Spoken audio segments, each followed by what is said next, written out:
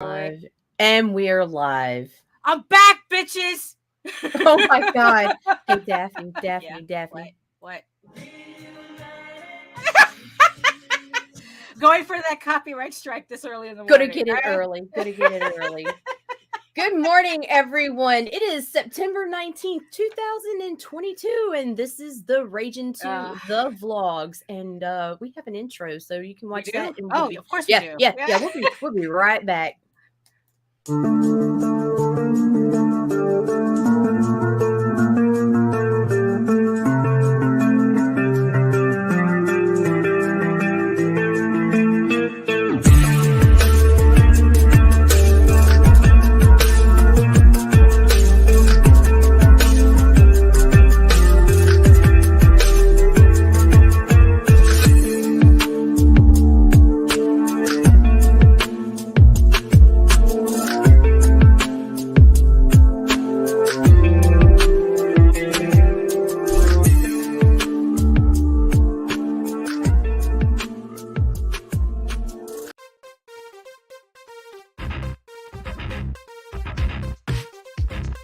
When your timeline reaches its Armageddon, what's a kid to do? I'm not a... Snag the keys to your mom's experimental ship, of course. That's not quite how it happened. Drift aimlessly in the rift between dimensions, trying to figure out how to operate it. Now hold on a sec. Pick up a few hitchhikers. Hi! Hello. And maybe solve a disturbing mystery that could lead to the destruction of reality itself. You know, if there's time... There's always time. I'm not so sure about that. Get in on the adventure with the Rift Riders on Indiegogo.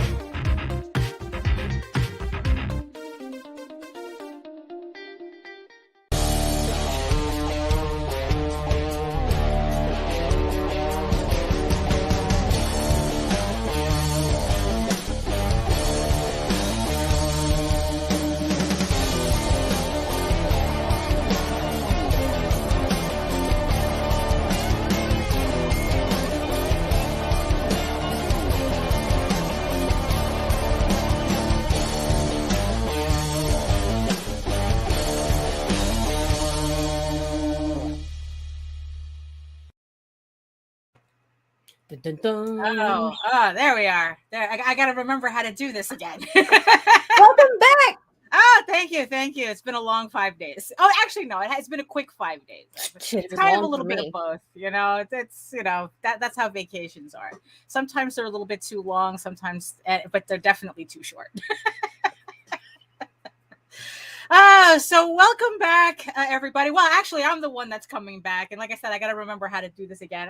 But really quickly, though, for those of you who are interested in the Rift Riders campaign, I have a variant print on there that's glow in the dark. So and it's metal. And it's a metal print. So if you want to collect some of my artwork, head on over to the Rift Riders campaign and check out the glow-in-the-dark metal print that has my artwork on it. So it was fun. It was fun to make. So I'm really happy the way it came out. And yeah, it's like I gotta find out if I get a copy of that metal print. I gotta find out. I know. It's like the second you say glow in the dark, I'm like, oh, really? Oh yeah, I saw the blacklight reactive, and I was like, oh yeah. Yeah, I know. It's gonna look really nice. So, welcome everybody to another episode of the Ragin 2, the vlogs show. Yes, we are. I know we took the week off, and just like being, it's like just like waiting for the bathroom. How time flies depends on which side of the bathroom door you're on.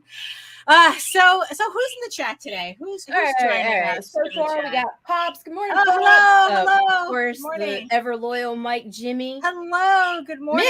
Mitch, Mitch made his first live blog. Hello. Oh, hello. Blog, whatever. Yeah. Max is here. Hello. And random Facebook user says good morning. Oh, hello. Declare Facebook yourself. User, come over to YouTube so we can see who you are.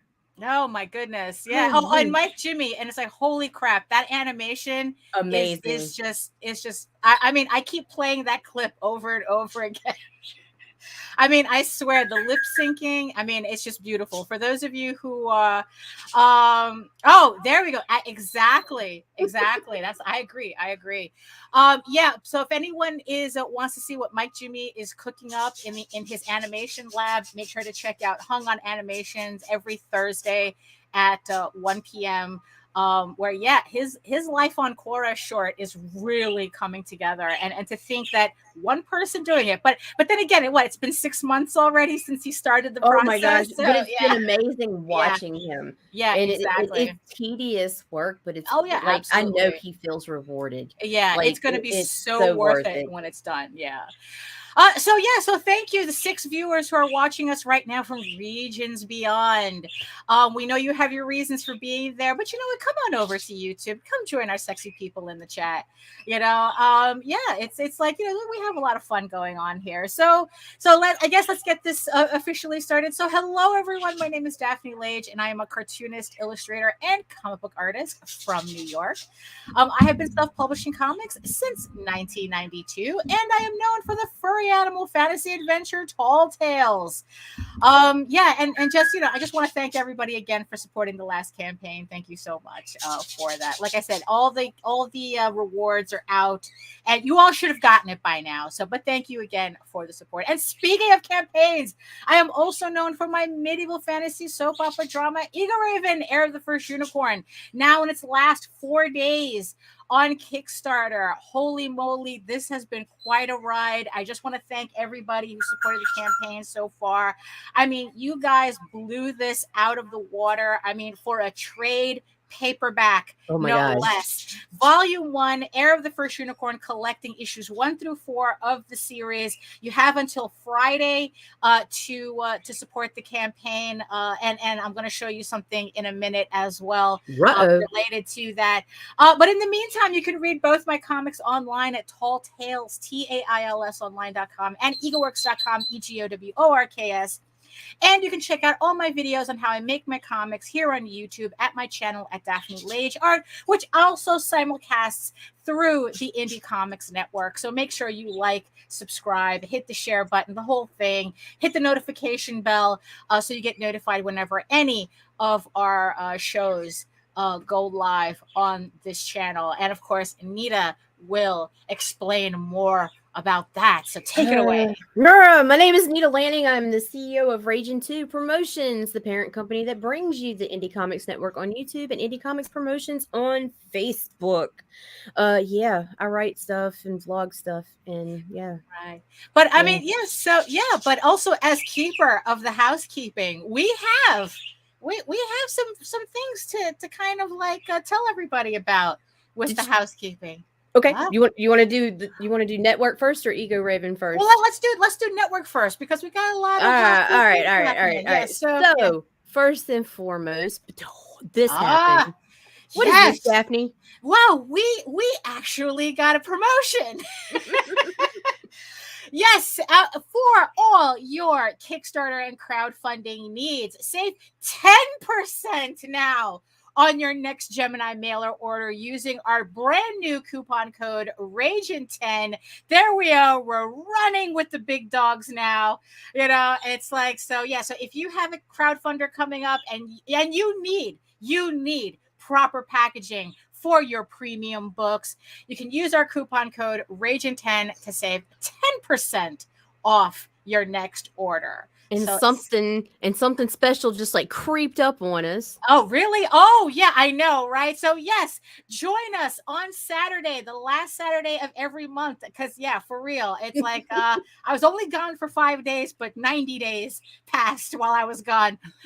Yes, we will be running another show for House of Bob, the Drawing Night stream, the adults only live stream where we have conversations and do artwork that's not suitable for the daytime crowd, although maybe for like the mid-evening crowd, because it does start at 8 p.m. on Saturday now, because we got to get to bed. But a special surprise for this episode, we will be joined by none other than the legend himself, John Celestri. We'll be talking about Bloodwing Angel, and the topic for this conversation is why we can't seem to have adult conversations about adult artwork. Oh my gosh. What is it with a mature audience label that makes everybody turn into either a raging prude or a snickering 12-year-old? I mean, look, it's like, all we want to do is just talk about talk about boobies without giggling. Can we do that? But Can you we just do call that? them boobies, so Yeah, I no. know. Damn it, Daphne. Okay. Just my point. That's how we're going to talk about it.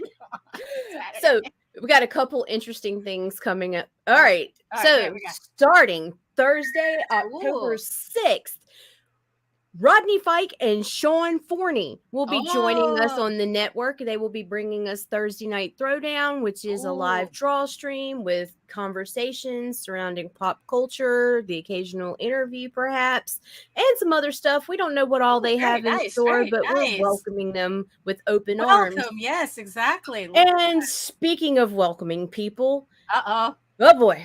Okay, folks. This shit show is coming to our network now. This is Shots with Comics, hosted with Chad Perkins and Kit Jaspering. It is a comics review show that is not for the faint at heart, and I would actually recommend you don't ask them to review your book. I would. Yes, but if you do, that's on you. Yeah. So tune in and prepare to be offended by two of the funniest people I know. You know, there's lots of vodka involved, coffee and vodka involved.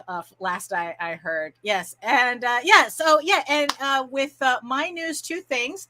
So now that I'm back and have to get back to work, yes, if you are waiting for your sketch covers for the Oswald Chronicles, the last Oswald Chronicles campaign, which, by the way, the new Oswald Chronicles campaign is in the show notes also below. So make sure you check out the latest campaign. But if I owe you a sketch cover, I will be working on them this week. I finally figured out what theme I'm going to be working on the sketch covers for. I'm going to be knocking them out. So hopefully by the end of the week, or definitely after, before the end of September, I will have your sketch covers out as well. So keep an eye out for that.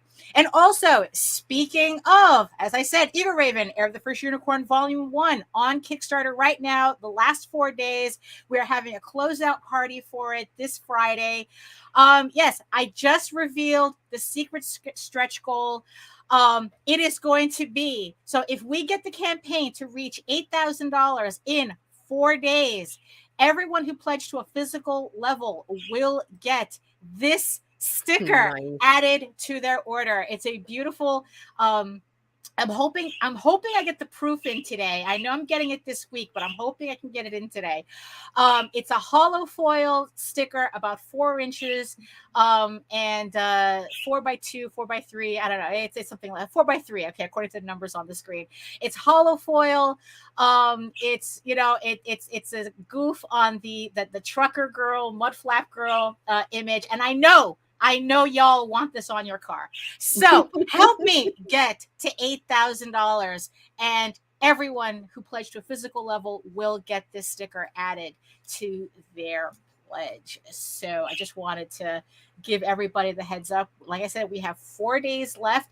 Oh, and speaking of the closeout party, if you pledge, you have, like I said, you have 4 days left to pledge, because on the closeout party, I will be doing a raffle for a couple of special books that you will only see now until the next campaign. So if you want to be ahead of the curve, if you want to be ahead of everybody, pledge to the campaign, and on Friday we will put your name in on the Wheel of Fortune and see if you will win one of these special rewards on Friday. So a lot going on. The last part of the campaign driving me crazy. Always does. Yeah. So anything exciting happened while I was gone? All kinds of excitement. All right, I mean, obviously we have new shows. Yep, we have new shows. I finished some edits. I got some work done. Oh, that's good. Good. I mean, nothing really spectacular to talk about right now, but yeah. It's true. Yeah, it's just from the shows. I'm excited for that, but just to see. Oh my God, Chad is going to. He'll either he'll either raise the channel to new heights, or we'll be going down with the Titanic. Either way, it's okay. It's an adventure either way we go. But I had I had a good 5 days away. For those of you who were following me on Facebook, you got to see some of my little weird posts from Walt Disney World. Always the easy vacation, that's for sure. Although a very sweaty vacation. Holy crap! I mean, it's like if I thought The Office was bad, it's like they're saying, oh no, it's just going to be like 85 or 90 degrees, but it's going to feel like 107. It's like, oh wow, that's not good. So. But the funny thing is that the problem. I mean, it was very nice. Oh, thank you. Good, Jimmy. I hope you enjoy it. Let's see. So even though I was on vacation, of course, being the absolute degenerate that I am, I couldn't help but think about my campaign the entire time. Well, of course. Which is how I tried to incorporate my my photos from the park into promoting the campaign and whatnot. But the funny thing is that I did learn a lot about the campaign while I was gone, because like I said, it's like can't stop thinking about it.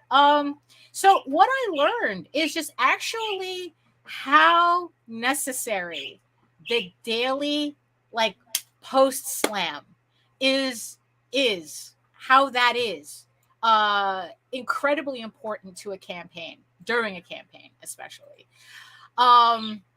I was a little surprised because for the longest time, you do things over and over again and you kind of wonder, is this working? It's like, and then I go on vacation and I got to learn firsthand that it's like, holy crap, this is something that has to be done. And usually, when the campaign started, usually during a campaign, what I try to do is post every day, usually about once a day, but to all these different groups. So I'm probably posting to 10 groups or something, and then my Twitter and then my Instagram, just trying to keep, everybody, just trying to keep my campaign in everybody's ears. And of course, when I went on vacation, it's very difficult for me to do that on my phone. So I was only able to post to my main account, and that was it. But I noticed a difference in not being able to hit the groups every day. Because I think that if I had not gone on vacation, or if I had been able to post exactly the way I did without stopping, I would have been at 7K by now. I would have probably hit 7K last week. And I was really surprised at how much of a difference I noticed with that.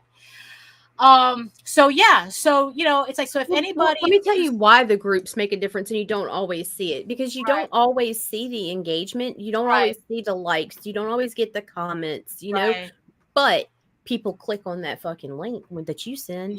Yeah, they do. And they spend money. Spend money because, like I said, if I had been posting normally while I was on vacation, I would have been at 7K right now. Right. So now it just kind of feels like I'm catching up with the 5 days that I lost, which I'm not worried about, because it would be nice to get the sticker, but I just want to say that it's like, this campaign has overperformed. Yes, we're close to unlocking the other side of that bookmark, the matching bookmark. That this has been that this campaign has exceeded all of my expectations. Yeah.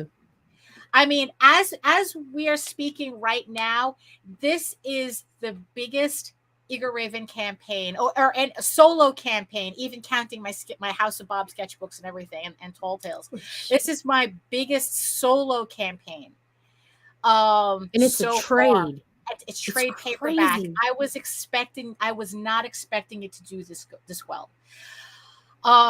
So the fact that it got this far amazes me.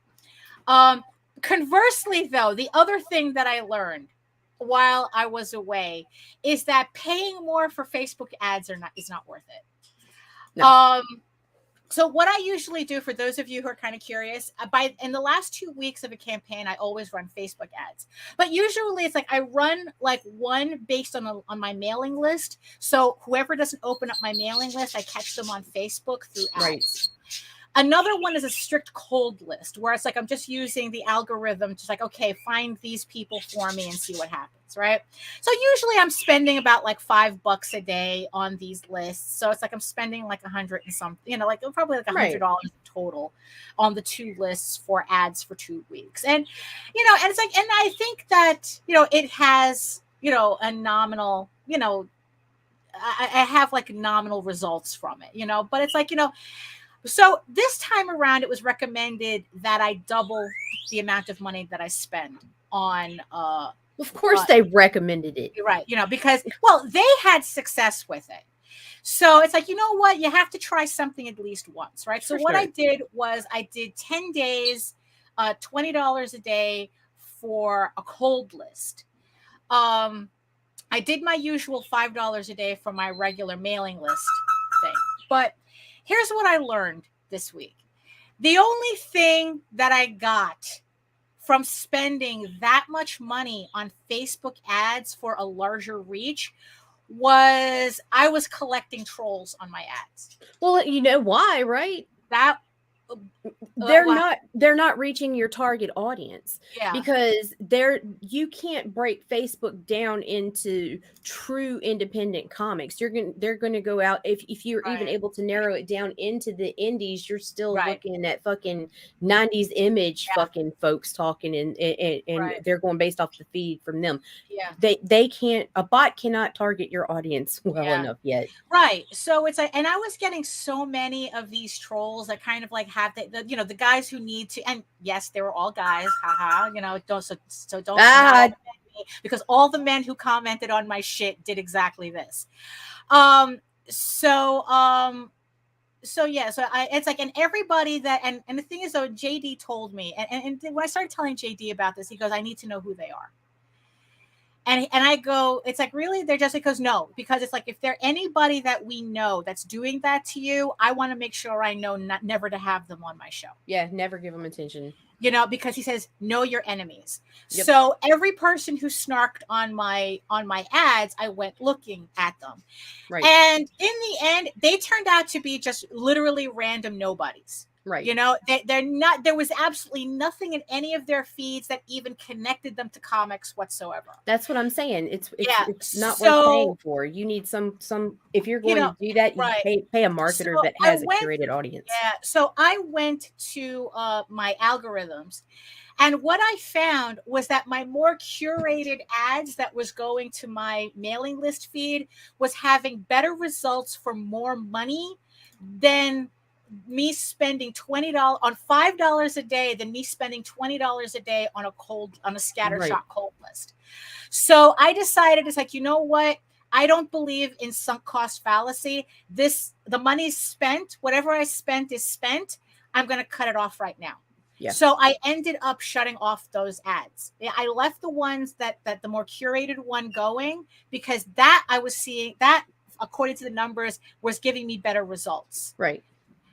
But the cold list, I just shut that off. It's like, okay, you know what? I'm only anything after this point is a waste of money. The curated goes based off of your own mailing list, right? Yes. Okay. See, that's why it's going straight for your target audience. Yes. Spending more money for this broad spectrum across the entire world. Yeah. So that was the thing that I did. So last night I shut off that ad campaign. So that's what it is. It's like, look, okay, so I spent $70 to learn this lesson as opposed to spending $200, so there we go. So that's the thing. It was a strategic takedown. Because in the end, it's like, you know what? I don't need this shit. It's like, you know what? If all you're going to do is snark on my artwork and shit, it's like, you know what? I don't need, you are definitely not my target audience. So I'm not concerned about those ads. So if you ever feel like, so everything you have to try at least once.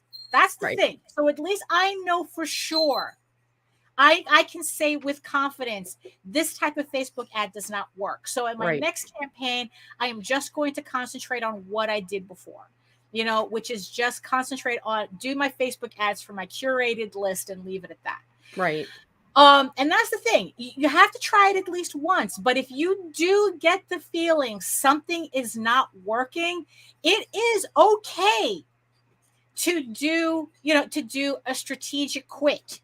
It's like you're not failing at anything. You're just learning a lesson.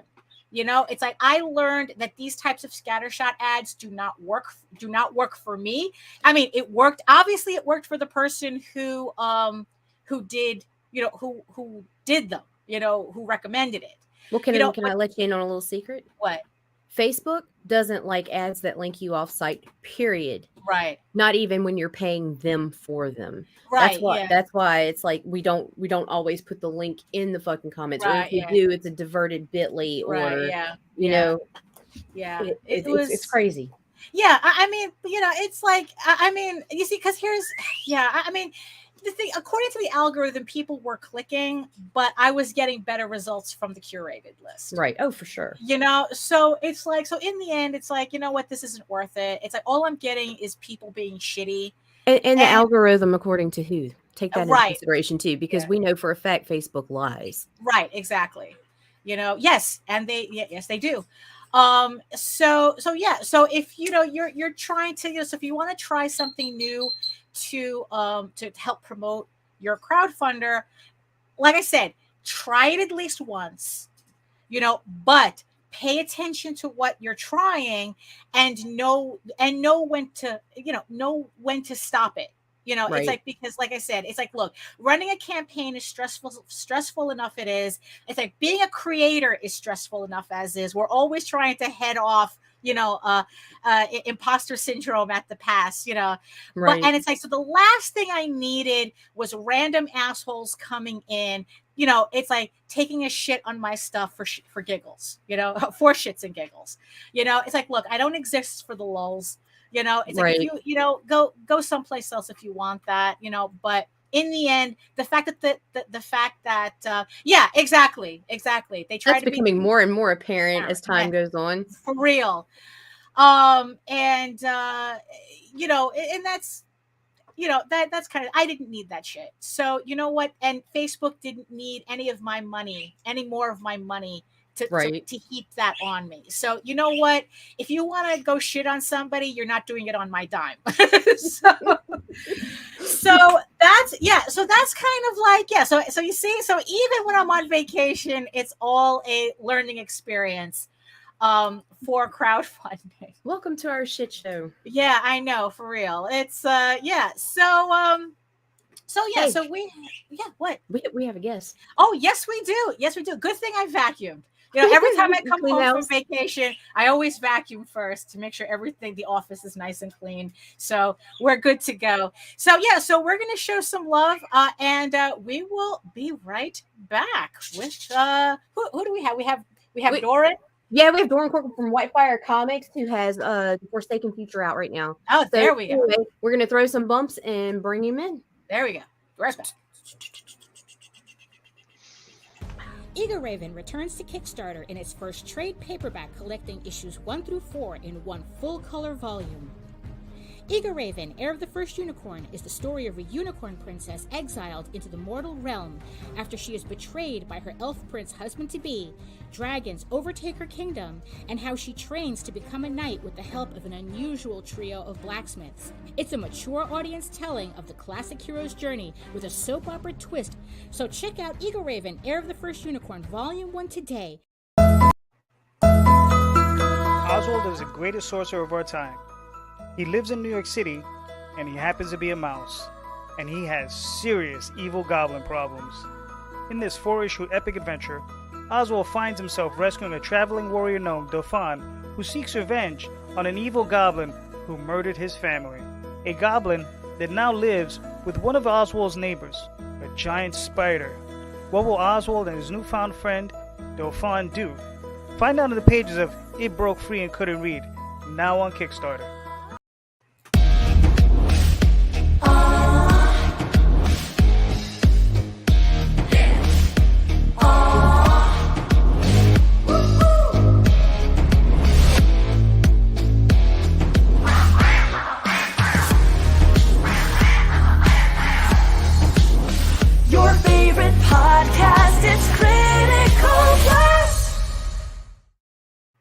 I throw you off throwing that third bump? Because I threw myself off, but I had to because the hamster's being an asshole. Oh no, Oh, HR is no. acting up. Dang, Hello. hamsters. Good morning. Good morning. Good morning. Welcome to our little corner of the web here. Yes, thank you.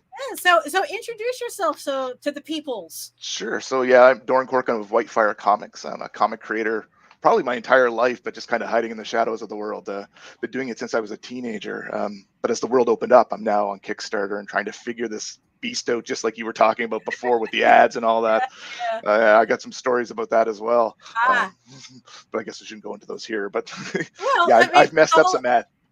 I've messed up. Like I tried Bing last for Raquel when I released Raquel last year, and I told you got to remember to turn them off. All right. If you don't catch on, Bing is horrible for that. And I ended up getting billed for 2 months afterwards, and it was like hundreds of dollars down the tube. The campaign's over, right? They didn't have a button to end it, so I thought I would catch on, and they didn't really do a good job emailing me to let me know it's still running. And then the new year hit, and I'm like, oh, I just threw away a whole bunch of money. No, you got to keep on top of that. Yeah. The thing about Facebook, the good thing about it is that I have it. You can schedule it so that so when my campaign ends, at least the other ads will shut off, automatically. So I mean that was the benefit of doing Facebook ads. But the kind of but then you have to deal with the trolls or something that and it's like it's like this. I learned early on with the Facebook ads, it seems like you'll get lots of clicks. They'll help you get people for your page, right? Stuff like that. But it's not real fans, right? Yeah. Kind of. I think that's where Nita was going as well. It's not real fans. They're just people who kind of are boosting your numbers, but they really have no effect on your business, shall we say? Right. Exactly. So yeah, it's like the list that I already curated. It's like technically I'm the one that did the heavy lifting for Facebook. They're just showing ads to them, So so tell us. So let's get started. But it's not about us; it's about you. Me? All right. So you said that you've been doing this since you were a teenager, and but I guess the pandemic kind of forced your hand a bit. So tell us about your comic book journey here.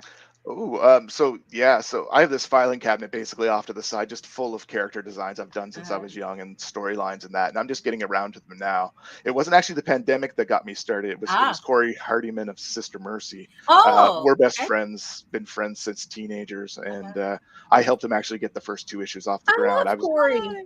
Yeah, Corey's awesome.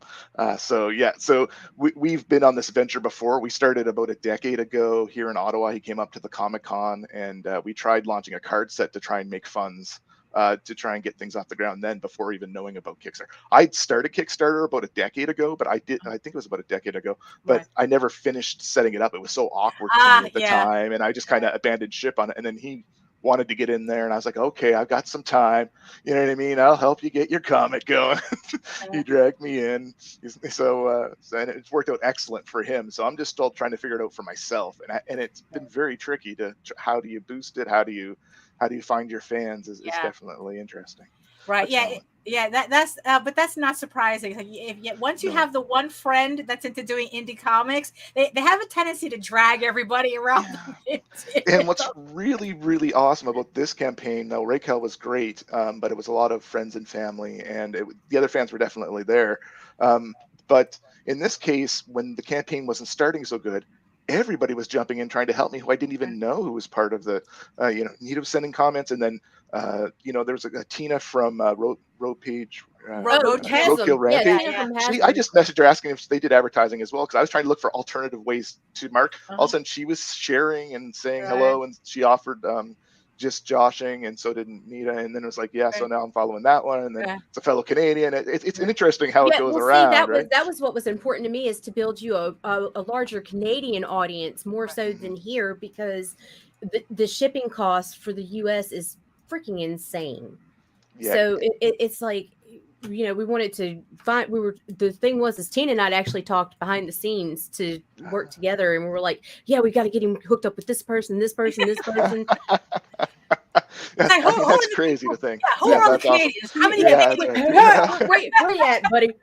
it's like a secret society out there running that I didn't even know was happening. Yeah, exactly. Yeah, you know. So you have all these people who are willing to push you into independent comics, but Right. what was so how did you like start with comics? Like, what were the books that kind of like, oh, you know what, this is what I want to do? You mean back to, so as a child, I identified a lot. The first comic I ever had was actually the Hulk. And they won't hear that too often, but I really, really identified with him as a young kid because of the two sides he had, right? I always thought that was interesting, how he's kind of weak and then he's strong, right? He's weak and he's all, life's hard, he's got no clothes in the middle of nowhere with rain on his head, right? And all of a sudden he's got a problem, he just goes beats the crap out of everybody, right? Or jumps away. It was only whatever. that easy, right? Yeah, if life was, yeah. but then it moved on. I became a huge Ghost Rider fan, and you'll see those influences in my Raquel series that I funded last year on Kickstarter. They're definitely, if you look in there, you'll see some things like some glowing chains and that you can All throw the back fun to that. stuff. Yeah, Yeah, exactly. We always have to reference our loves in our comics, don't we? Yes, yeah, and I mean it's influenced us in so many ways. And I became a huge Superman fan when I was young as well, early, like 12 to teenage years, because just those movies were out, and it just was such a unique take on this person who's just super powerful, right? And but yet he's still weak. If you find his weakness, you know what I mean, he's in trouble. So yeah. Right. So even though you started off, I guess, with this love of the superhero genre, that's not quite the books that you're doing, is it?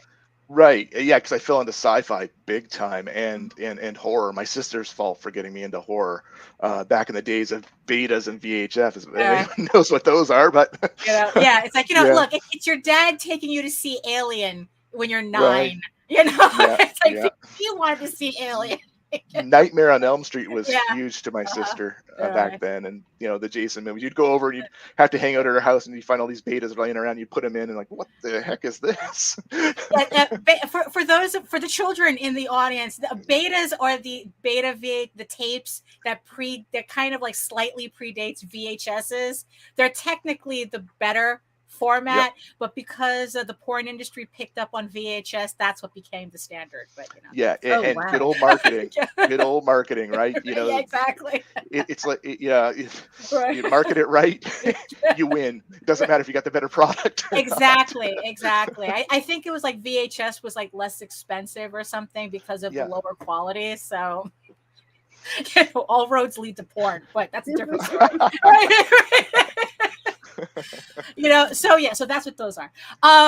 So you were watching, all these movies with your sister. So it's like, so again, it's like, so what kind of, so you go into sci-fi, you go into horror, and then it's like, okay, you sit down one day and you goes, I'm going to make a comic. How did that work? So did that how it work? Or? Yeah, and there's another level to it too. So did you guys watch by any chance? Now I'm gonna forget the name of it. Hellfire Club. How can I forget the name? Stranger Things. Thank you, Stranger Things. Yes, my kids are all about it, so I got hooked. My friends messaged me after that got released, one of them, and said, "You're Eddie." I'm like, hey, we played Dungeons and Dragons. We did. So that's how it all evolved in our teenage years. I went to my first con in HellCon, Nova Scotia. The guy who actually created Cyberpunk was there at the time. I can't remember his name, but I bought my first Cyberpunk, and we started playing Cyberpunk after Dungeons and Dragons, and being the Satanists of our community in the small town in southern Nova Scotia. That led me down that road, and I was always drawing since I was young. I come from a very creative family. There was always quilts and knitting. Like I was taught to shamefully knit. I can't believe I'm admitting this on the air, but anyways, I was young. Let's cut that part out later. But I was being taught how to crochet and knit when I was very young. My mom. Good for you. Good for you. Good. I mean, not that I have a clue about it this day. I quickly forgot. It's like the world's first macrame comic, and it's like no, it's right. Macrame. Hey, add on. Right, exactly. Macrame cover. But so that all led to the creativity. I was already drawing, so I started sketching characters. We actually started playing Marvel at one point, and the Forsaken Future, the character John Lage in it was Corey Hardiman's character. it's a way far version of it now as everything evolved over the year, but it's actually based on John Lage was actually the name of his character. Well, I called it John, but Lage was his character. So I evolved all these stories over these years and kept going at it and building these worlds and shoving it in this filing cabinet. And then the world opened up. When the cloud became in existence, when the internet expanded and you were able to work with artists, like I couldn't afford at the time to work with Canadian talent. They were just too expensive for me. You know what I mean? You're doing your job and you can't come home and necessarily afford to pay for artists. And I was too slow as an artist myself, way too slow. Speed is a big problem with me. Yeah, well, that's something that always has to be worked on. You know, it's like, so I mean, but the thing is, so you're an artist yourself. Yeah. But you don't draw your own comics. I do all the character design and hand that off, and I do so. So my first Kickstarter was the Forsaken Future 3, believe it or not. So that failed. So that was my first Kickstarter, my learning experience. Okay, and I decided, what am I going to do? People asked me to relaunch this one, so I said, you know what? I'm taking it back to square zero. And so I'd actually done a cover for that. But some of my art, one of the cards in this, I always have a piece of me in the actual Kickstarter. So one of the cards is done by me. It's the concept design for John Lage, and it's got like a breakdown of his arm, or like the way I do things. I do what I call technical illustrations as well too. Okay. I do ship designs. I do not common things you would typically see, like more technical to, here's the engines, here's the, laser cannon and little call outs to them and stuff like that type of design. Very architectural blueprint. Yes. Yeah. So I did that stuff, but also as well with this so in the previous Kickstarter, I started doing sketch cards. I'm not the super duper amazing at them, but I'm offering them now too. What I offered in this Kickstarter was something unique in the sense you can do a character design with me, and I'll put it in the comic book series. And then as well, I'll give you the sketch card of your first ever piece of art of that character. So that's kind of my fun thing to do for this one. I'm trying to do a lot of unique stuff with the Kickstarter. I'm doing weekly draws for different stuff. Like this week, I actually, the draw for this week, if someone gets in there and joins up, is actually for a post-apocalyptic water bottle. Oh, so there you go. Yeah, so what all it is the Forsaken Future has ads in it. That are a throwback to the RoboCop movies. Oh, I'll buy that for $1. Yep, sarcastic stuff like that, or X-ray glasses in the old comic books. So one of the ones is I have Water Corporation in there, and it's called Ash Water. Right. So it's post-apocalyptic comic. The sky's not blue anymore; it's green from ash, and ash is everywhere. From the event, so your water's polluted as well. So the idea is they have this ash water, and you basically the more you pay, the cleaner your water is. So I think it was actually RJ from Critical Blast who might have mentioned, hey, this is an opportunity for a water bottle. I'm like, okay, I just thought about it. Yeah. So I made a water bottle with the same logo as the ad in the comic book when it comes out. So it has the ash water logo, and then I called it Impact Flavored. That's Impact Delicious, and I got a meteor going across the side. That's really funny. It's a silly thing, but it's kind of a fun thing that someone will get, and it'll be kind of very different and unique. No one will mistake their water bottle. Right, sure. Exactly. No. Yeah, it's like, that's true. You're never gonna lose that one. No. Or maybe you will if it's that cool looking. Right. Someone will have to hide it for the rest of their life every time they see you. Yeah. So being an artist, and also knowing that it's like, well, I'm too slow to actually. I'm figuring that's what it sounds like it happened. That you figured it's like you want to do a comic, but you know that you just weren't up to the task. Like. How did you how did you mentally transition to that and find your first artist to do your book? So I started Whitefire Comics is originally from Whitefire Guardian of Light. So I started a webcomic first, and I was drawing it myself, but I totally kiboshed it. I cut it off. Right. I realized I was too slow. It was, if I could get a page up every 2 weeks or a month, I would have been happy. And I probably should have kept it going, but my art just didn't feel like it was there. It was a lot of work. And I realized, I was doing better in life. I can afford to have somebody help and build a better product. to me, it's about a better product in the end. I Right. can't, not the ego of my art or anything like Right. that. And knowing that I'm still evolving. And what I'm hoping is when I retire, I'll be a good enough artist that I'll be able to probably have other problems at that point, but Oh, hopefully not arthritis in the hands and stuff. That'd be the worst exactly, thing. yeah. But I'm hoping that when I retire, I might be able to be at the skill level that I can actually draw them myself and make a little bit of money when I retire. So that's how the transition kind of happened. I was there, and then I met a couple artists, and I did a search. There was a website called freelance.com. Oh. It was a really, really good website to go find freelance artists and creators of any type. And when I went there, I started there, but then I realized, hey, these guys are pretty expensive. And then when I hit Facebook and once I had a Facebook page and once people actually started contacting me, now I'm to the point that a lot of people will actually contact me, showing me their portfolios for colorists and artists. Like it happens pretty well weekly to me, where someone's trying to they see what I'm doing, right? And they're like, oh, I want to get in on that, which I love, absolutely love. I wish I could help everybody and get everybody in there, but it's just not the way it works. You can't work with everybody, right? Right, exactly. Yeah. It's because JD, who does the Oswald Chronicles, he has the same problem. Like he wants to work with everybody, but it's like you're only limited by what you're able to pay. Yeah, your budget is everything, right? Yeah. And it's very easy to go over a budget. And anybody who knows anything about creating comics, there's an article out there called "Why Are You Selling Gumballs" or something like that. Right. I think it's, you know what I mean? Like there's not a lot of money to be made. Right. But the first time I seen that there's a capability to do that was on Kickstarter, right? Because you can charge a little bit more for your comics, and people are actually willing to pay it because they're fans, and that's the difference, right? Yeah. When I go to the cons and that, a lot of people go by, and you'll always know when an indie person comes along who's interested in something else, to see something else and to try something else, because they just dive right in. Yeah. What I mean? They come in waves. Yeah, have you noticed that difference it's like I've noticed that difference at conventions here. So I guess that's the case there too, that there just seems to be more like casual people hanging out as opposed to comic book fans. Yeah, and that was a big problem at our Comic-Con. It's not a problem, but it is what it is. Right. It's not about the comics anymore, is my conclusion after years of being there. Yeah. It's about the star power. Yeah. And I've gone on the opposite side of it. Me and my friends went every year, but I stopped being a vendor and I went to being the fan. Right. I was going, to see, the different star powers. And a lot of the times it was hard to find you, I found, at conventions if you didn't have the same spot. Right. Which became a problem sometimes. And I actually had people at one point come up to my, at the con and go, hey, where's the artist alley?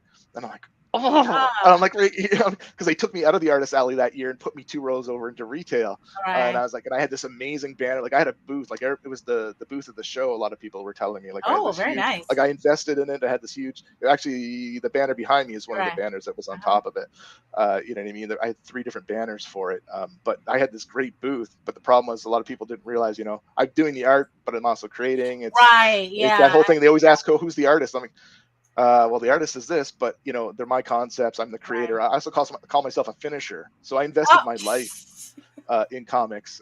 So I became a graphic technician printer, so I could run the printing presses. Very nice. Yeah. To everything else. I became a web designer after that, as the internet broke up. So I built whitefirecomics.com myself. It's not some templated site or anything like that. Right. So I invested my whole career, my whole part-time, my side life into it. Yeah, no, that's how you're dedicated. You're all in. Yep. When all of a sudden you're wearing 37 different hats. That's right. Yeah. So let's show off one of those hats, and here is the Kickstarter you said took you 10 years. 10 years to learn how to do, right? Yeah. Well, it really was. This is all Corey's fault. I'll blame him. Okay. So tell us about this Kickstarter. Tell us about the book, the whole thing. Sure. Go for yours. So the story is obviously, as we discussed, post-apocalyptic, but it's about 100 years after that impact, and basically the last remaining shelter, called Lucky 13, is left in North America. So it's important to note that when the apocalyptic event happened, it didn't take out the world in a lot. It took out North America, 94% of it. So there's not much of America left at that point. And it's trashed, and we expected the rest of the world to come in and save us, right? But it doesn't happen. Right. They have their own problems to deal with, and when they come over, instead of coming over to help, they take over the continent. And so as they've taken over, they have these dredges. I call them terra dredges that are going around on the surface, just causing trouble. If anyone's a Star Wars fan, picture something like a sand crawler off of Star Wars, just going around the surface, just digging up dirt and taking resources, right? And then there's this one city called New Washington. So it's about this shelter's existence, and they can't hide forever, and they're the last one. And so it's about what they're going to do in the stand they're going to take to try and change their future. Before they're kind of discovered, because nobody is going to want them to exist in this world. Right. So how many issues is this? Like, so what is this campaign for? Is it like for how many issues or a trade or? It's the issue 1. It's the reboot of the issue 1. It'll be probably around, I think, 20 to 32 pages. Obviously full color. So that's my art there of the what I was talking about with the data file there on screen. So it's obviously full color. It's going to be a gloss cover. The good news being the printing background I have, I'm very good at creating nice stuff, graphic design, logos, and that. If anyone's seen the cover for Raquel, it is amazing. Just the gloss glare on it when you hold it in your hand, you know you've got something, right? It shines. I always go, oh, every time I look at it, I'm always like looking at it going, what is this? Shiny.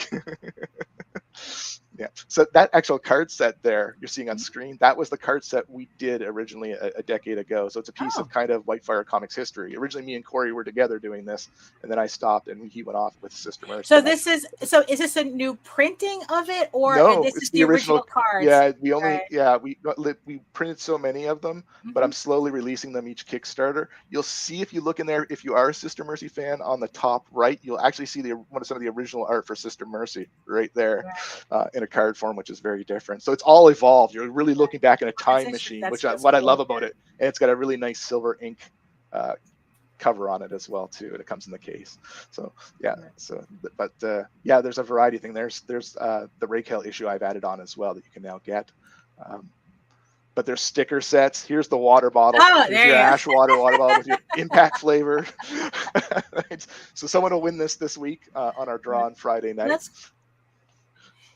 And do you find that the raffles really attract the attention to the campaign? I think the winners definitely enjoy it. Right. There you go. But I don't. I haven't really been tracking it enough. I've been so busy with everything. So what I've been doing is creating the videos, putting them out. It really depends on the day, and I think and how busy people are. I've been a little bit lacking in following up sometimes. So when you're trying, as you mentioned before, when you're wearing so many hats, it's very, very hard. And that's why working with Nita was important to me, to find someone else to help share some of the load of getting it out there. So I don't have to constantly be, it's even you mentioned like the daily grind of doing some of this is you miss out on customers if you don't. Or, exactly. Fans. I mean, so do you ever have that fear that you might be advertising too much? Oh yeah, I'm sure it's happening. I know. I have. First off, when I did Raquel, too much. Yes. So, but I totally changed my strategy on this one, and I did a totally crazy strategy, and that's why I had trouble at the start. And I think that's why Nita was like freaking out, like, oh no, what's going on? Because I wasn't invested the way I should have been. Yeah, you know what I mean. Not that she was freaking out. I'm just over. But anyway, I'm sure she looked at it and said, "Why are you fans?" She's probably looked at it and go, "Oh no," but. So what I tried to do that was very different is I tried to engage the local comic shops from here in Ottawa to Nova Scotia. So I actually did a bunch of promo cards. I don't have them right here in front of me, but so what I did was I tried to do a pre-release card and then a postcard. Postcard actually goes right. But anyways, so that, but I don't think that worked. What I'm learning is it's very hard to get to these.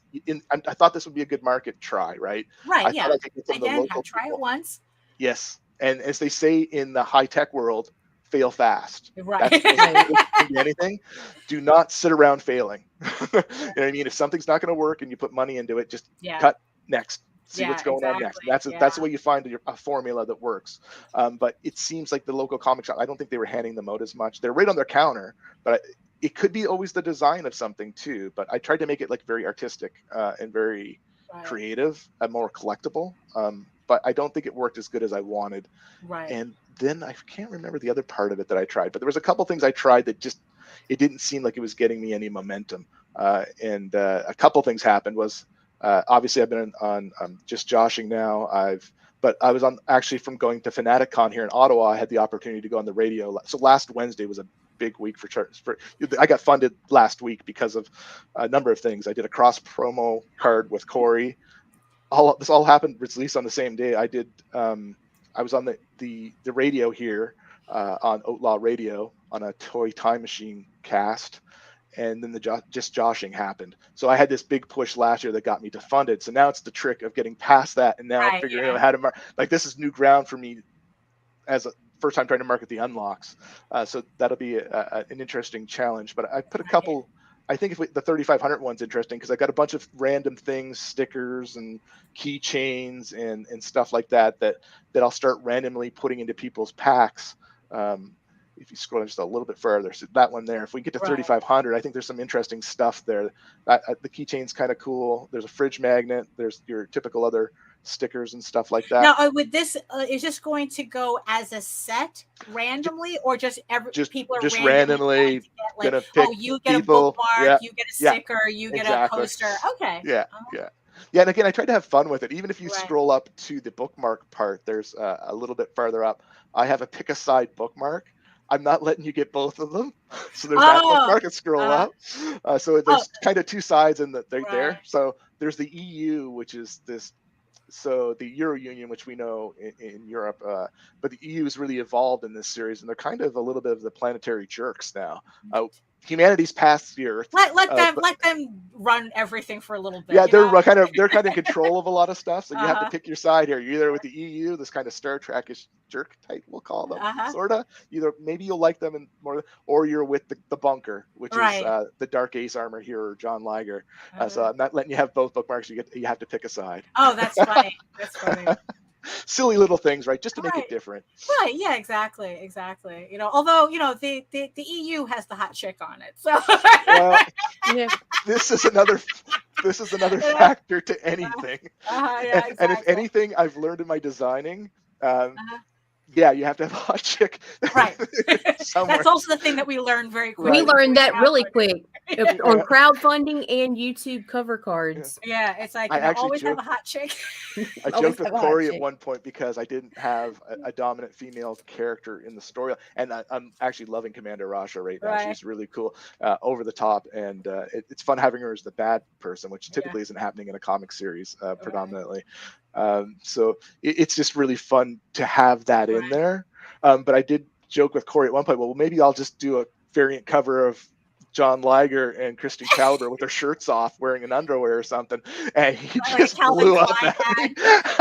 I'm just going to reverse that stereotype into well, you see, the problem is that if you actually want to sell covers, I mean, it's like I was going through something similar where I was coming up with like different images, and JD, who does the Oswald Chronicles and is also my husband, he was looking over my shoulder and he goes, "No, not that one. Nobody wants to see a guy on the cover. Don't draw that one." See, there was a guy at work, and he asked to see my comic once, and I gave it to him. And the first thing he asked me is, "Where's the boobs?" And I was like, I was actually insulted. I'm like, I'm trying to create a story here that makes serious sense to here, me. people. I don't know what to do.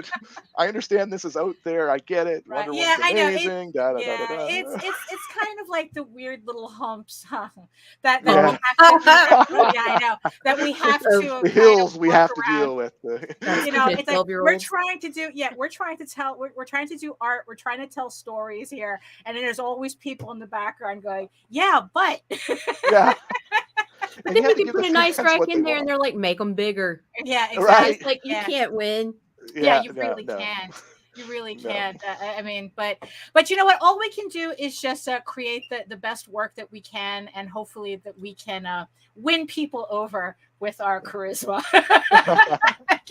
It's like, that's really. I mean, as long as you're doing the story that you want to tell, and you're doing the work you want to show everybody. In the end, that's the important part. Everything else is just a gimmick, and if it works, it works, and if it doesn't, it doesn't. We're all influenced by different things, for sure. Right, exactly. Yeah. So that's the campaign for the Forsaken Future. So it's issue 1. Link is going to be in the show notes below for everybody to check that out. I mean, at least you're past worrying about whether you're going to fund. So Yes. at least you don't have to worry about that anymore. But you know what? There's a lot of cool stretch goals that everyone can still support to get. So so check out the link in the show notes. And before we go, do you have anything else that you want to say about your project or anything? Nothing too much. All I ever say at the end is forsake the future. There you go. There Right? you go. So I want to tell everybody where they can find you aside from the Kickstarter. Yeah, pretty well everywhere else. I'm at Whitefire Comics, and I'm at whitefirecomics.com. You'll always find me there. That's kind of my legacy to the world. All my stuff will always be creatively there. You'll even see, if you go to whitefirecomics.com, you'll actually see some of my future projects that we'll see if I get to. So it's always interesting to see how this trajectory will go and which way the focus hits. Right. Yeah, exactly. Yeah. So there you go. So And Nita. later tonight they'll find him on the Madness with or this afternoon with Pops Van Zant. Oh, there you go. So he'll be over there talking more with Pops in the Madness Right. room. There we go. Doing And the I'll be rounds. on RJ at Critical Blast at 8. I got a busy day. Oh, I took the day off yeah. work. just to do podcasts. So there you go. Well, so if you want to then. learn more about him, he'll be on. So there you go. So you have all these other shows to find him on as well. So there we have it. Like I said, all the links are in the show notes below. Thank you for coming on our show and and sharing your work with us. So And thank you guys for doing what you're doing. It's the only way this happens, right? Yeah, thank you. Exactly. It's a symbiotic relationship. We're all in this together. So right. This way. Right. Yeah. Well, both. You both get it. Exactly. So it's like we're all in this together. So that's how it goes, right? We support each other, we help each other, we try to tell, we try to educate everybody so that it's like learn from my mistakes so you don't have to. Right? That's what I loved about listening to your show. Yeah. You're talking a lot to them. What we learn. Yeah. Thank you. Yes. So Nita, do you have any final thoughts or anything before we leave? I am good this week. Catches Friday, catches Saturday. Tune in tonight at your own risk. Chad Perkins and Kit Jaspering grace your screens with the blasphemous review show, Shots with Comics, which, by the way, we will not be responsible for. And again, let me reiterate, I do not suggest you let these boys review your comics. People, let them find the obscure on their own because they will cut you. Right. I mean, look, there's just way too much vodka and coffee. There's way too much alcohol. Yeah. And way too many opinions. Yeah, exactly. So while I will gladly host Chad because they are fucking hilarious, dude. We're warning you. At your own risk, submit your comic. Right. But seriously, don't do it. Right. Okay. All right. And that's tonight. Best promotion at ever. 8:30. Yeah, exactly. Oh my goodness. So there we have it. We're at the end of another show. Thank you everybody for joining us. Thank you everybody in the chat for joining us, keeping it lively, keeping it real. Thank you the 8 people who are watching us from regions beyond. I know I'm glad that you could have been anywhere else, but instead you decided to listen to us for the hour. So thank you so much. And yes, and if you want to learn more about me and my art and my comics and all that fun stuff, you can head on over to my main portfolio site at egoworks.com, EGOWORKS, where you can find links to all of my galleries and social media sites. But I mostly post to Facebook if you're into seeing sketches and current work in progress and all that fun stuff. And don't forget to check out YouTube, where you can find my channel at Daphne Lage, Lage Art, to find my videos, which also simulcasts through the Indie Comics Network. So again, make sure you subscribe, hit the like button, share, do all the things to make the algorithm gods happy. You know how it works. You know how it goes here. It's all about the algorithm, right? And remember, you can also read the first 5 issues of Eager Raven, Heir of the First Unicorn, in its original black and white format. But if you prefer your fantasy to be more of a furry Lord of the Rings adventure, you can follow the links over to Tall Tales, TAILSonline.com, and read the first 20 issues of Tall Tales for free. And remember, Eager Raven, Heir of the First Unicorn, in its last 4 days on Kickstarter. We're closing it out on Friday. Links in the show notes below. We're almost there at 8K. I know you want to put that sticker on all your cars, so and your boats and your trucks, everything that you got that you want to cover it in this beautiful sticker right here. I know you do. So help a girl out. Help the campaign reach 8K by Friday. And remember, you will also be entered for a raffle during the live stream, where I will raffle off a couple of special books for you as well. So there we have it. We're at the end of the show. And so we'll see everybody again on Friday. I'll see you guys on my own channel, on my own live stream on Wednesday. And on that note, in the words of the ancients, eat your food, moisturize, mind your business, and do the work. Because when you actually do the work, you never have to fake any of your accomplishments. And on that note, I'll see everyone later. Bye. Bye.